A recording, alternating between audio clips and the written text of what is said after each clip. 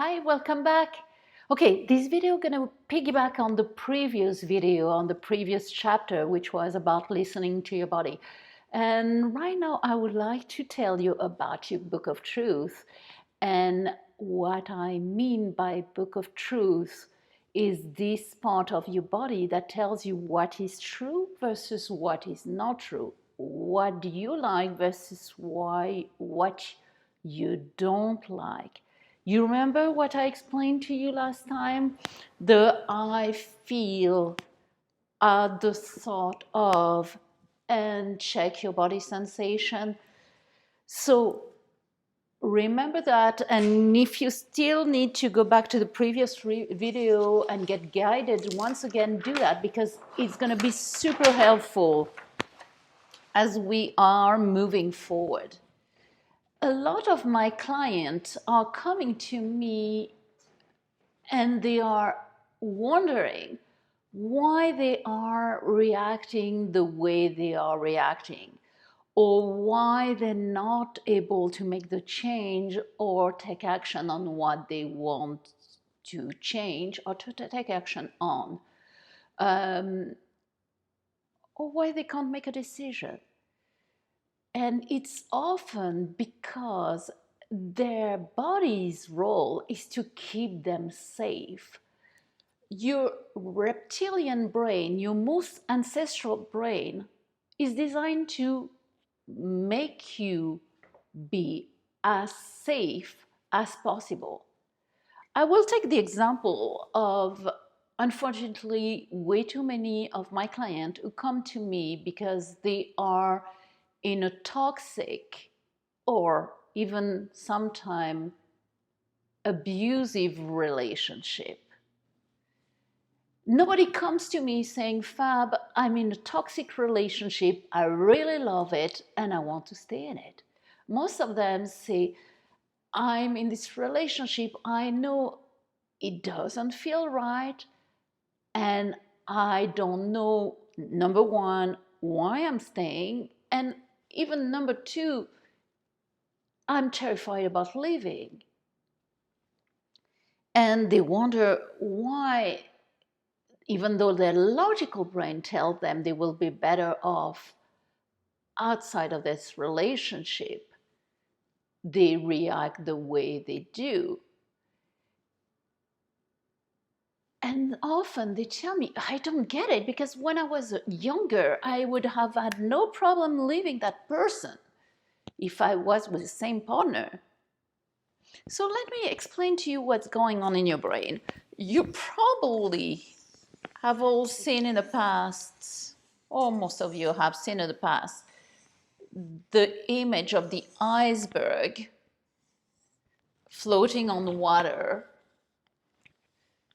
And it was explained to you that your conscious brain is what you see, what's going on in the surface, while under the surface you have the unconscious or subconscious part of your brain. And it's usually common agreement that 10% of what you are experiencing is conscious, while 90% of what you experience is subconscious. Let me actually put a little bit of a change on those numbers. When you are experiencing something, when you are experiencing a situation, your brain is able to analyze about 7 bits of information on the conscious level per second. 7 bits of information per second on the conscious level. Okay, plus or minus 2. So it depends on what you see, what you hear, what you can analyze, and so on and so forth. During that same split of second, your subconscious brain is analyzing 40 million bits of information. 7 bits on the conscious level, 40 plus or minus 10 million bit of information on the subconscious level. 7, 40 million, who's going to win? I guess you made the math. 40 million subconscious gonna win. And what are these subconscious information? So first of all the thing that makes you be alive, like breathing, just functioning in the world, sitting, the thing that you don't even need to know about and that are functioning on their own. But there's also everything that you have experienced since you were born. Your brain gonna compare what you are experiencing at the time T moment to everything that you have experienced so far.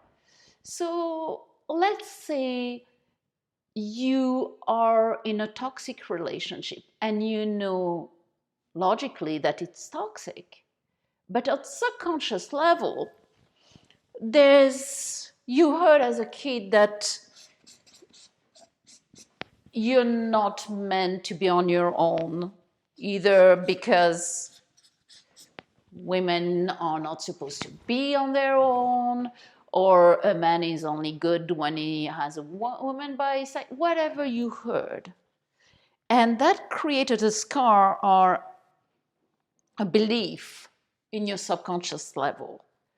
Or maybe you witness your parent fighting and you witness a toxic environment when you grew up.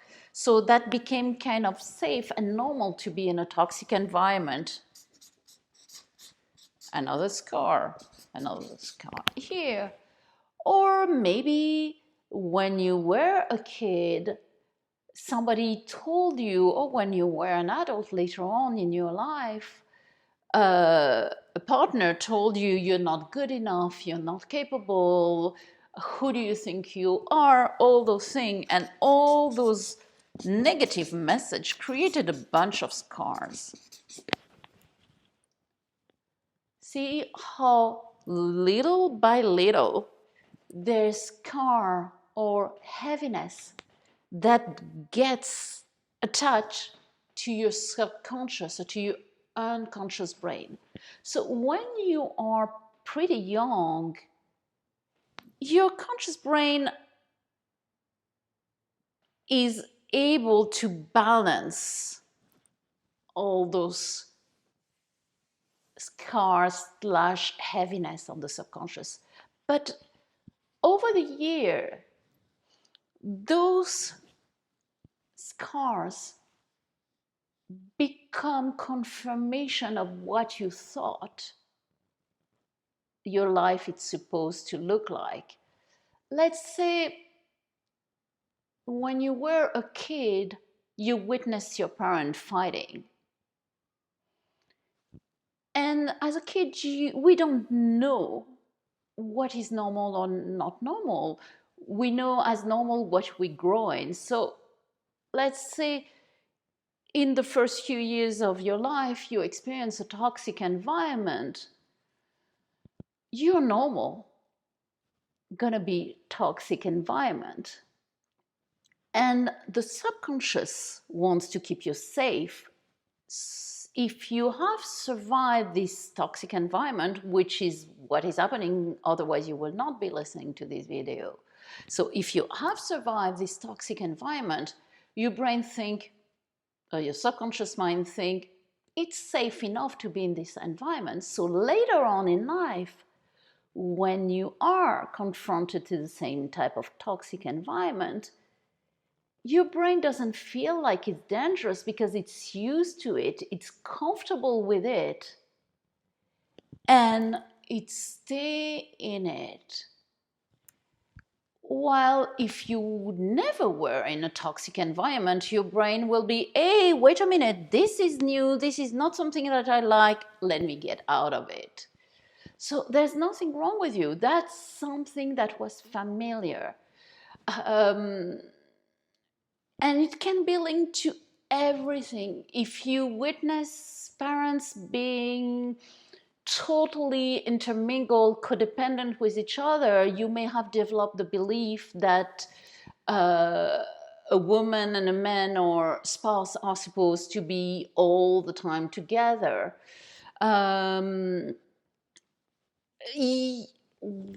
Basically, your book of truth is built within the first 5 years of your life based on what you see at home, so mostly parents, unless you were even raised in an orphanage or a situation like that, like one of my clients.